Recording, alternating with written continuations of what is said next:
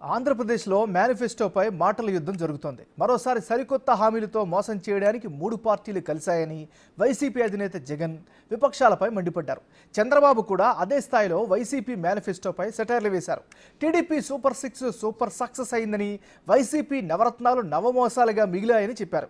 గత ఎన్నికల్లో ఇచ్చిన హామీలను అమలు చేయకుండా కొత్తగా మేనిఫెస్టో విడుదల చేస్తే ప్రజలు నమ్మరని షర్మిల వైసీపీ మేనిఫెస్టోపై విమర్శలు చేశారు.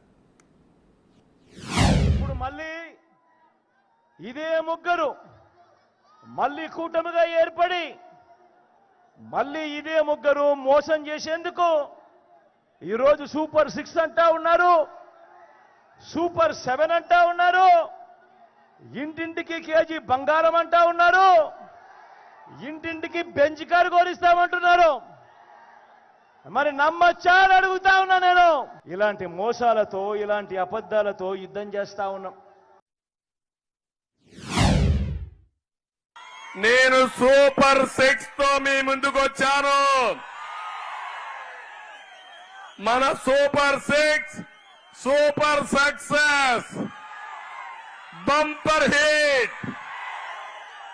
జగన్మోహన్ రెడ్డి నవరత్నాలు నవమోసాలు, అవునా కాదా? ఎన్ని మార్కులు ఇస్తారు తమ్ముళ్ళు? ఆయన మేనిఫెస్టోకి 0 ఇస్తారు, అవునా కాదా?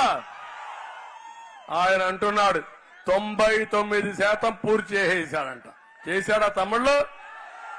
చేస్తే మీదేమైనా మార్పు వచ్చిందా? అప్పుల పాలైపోయారా లేదా? బయట పోయి ఉపాధి కోసం బయట పోతున్నారా లేదా? పోయిన మేనిఫెస్టోలో మీరు పెట్టిన అంశాలు పూర్తి మద్యపాన నిషేధం. మరి పూర్తి మద్యపాన నిషేధం మీరు ఎందుకు చేయలేదు? పూర్తి మద్యపాన నిషేధం చేయకపోతే మేము ఎలక్షన్లో కూడా ఓట్లు అడగము మళ్ళీ నెక్స్ట్ టైం వచ్చి అని చెప్పిన మీరు మేనిఫెస్టోలో పెడుతున్నాం మేము అని చెప్పి, మేనిఫెస్టో అంటే మాకు బైబిల్తో సమానము, ఖురాన్తో సమానము, భగవద్గీతతో సమానము అని చెప్పిన మీరు ఈరోజు మేనిఫెస్టోలో మీరు చెప్పిన మాట నిలబెట్టుకోకపోగా ఇప్పుడు మళ్ళీ కొత్త మేనిఫెస్టో రిలీజ్ చేస్తుంటే, మరి పాత మేనిఫెస్టోకు మీరు విలువ ఇవ్వకపోతే మీ కొత్త మేనిఫెస్టోకు ప్రజలు ఎందుకు విలువ ఇవ్వాలి అని కాంగ్రెస్ పార్టీ ప్రశ్నిస్తుంది. పూర్తి మద్యపాన నిషేధం అని చెప్పిన మీరే, మీ సర్కారే ఈరోజు మద్యం అమ్మే స్థాయికి దిగజారింది అంటే మరి మీకైనా మీ మేనిఫెస్టోకైనా ఏమి క్రెడిబిలిటీ ఉంది అని కాంగ్రెస్ పార్టీ ప్రశ్నిస్తుంది.